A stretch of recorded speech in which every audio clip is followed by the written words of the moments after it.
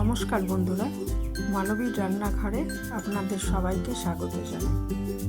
আমি আজকে খুব হেলদি একটা ব্রেকফাস্ট রেসিপি নিয়ে চলে এসেছি, ওটস ব্যানানা স্মুদি।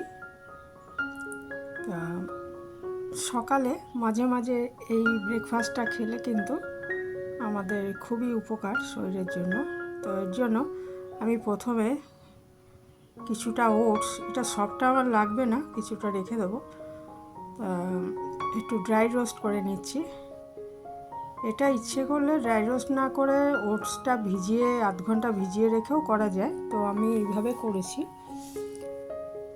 তো ড্রাই রোস্ট করে এবার এটাকে স্মুদি বানাবো আর কি।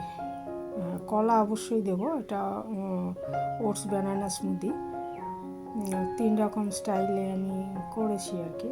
তো 1 কাপ মতো, বড় 1 কাপ এটা রোস্ট করা ওটস নিয়ে নিয়েছি, একটা খেজুর নিয়েছি, আর একটা পাকা কলা আমি নিয়ে নিচ্ছি। নিয়ে কিছুটা জল দিয়ে এটাকে আমি পেস্ট বানিয়ে নেব, তাইলে আমার ওটস স্মুদি তৈরি হয়ে যাবে। খুবই উপকারী, ওটস কতটা উপকারী আমরা সবাই জানি। আর এটা গ্লুটেন ফ্রি খাবার, সুগারের রোগী বা যারা ওয়েট লস করতে চাইছেন সবার জন্যই খুব ভালো। ওটসে আছে ফাইবার, আয়রন এবং আরও নানা রকম খনিজ পদার্থ। তবে আর কলায়ও পটাশিয়াম আছে। পটাশিয়াম খাওয়া যাদের বারণ তারা কম খাবেন কলা। আর সুগারের রোগীদেরও বেশি চলে না, তবে একটু আধটু এক দিন তো খাওয়াই যায়, সেই জন্য কোনো অসুবিধা নেই।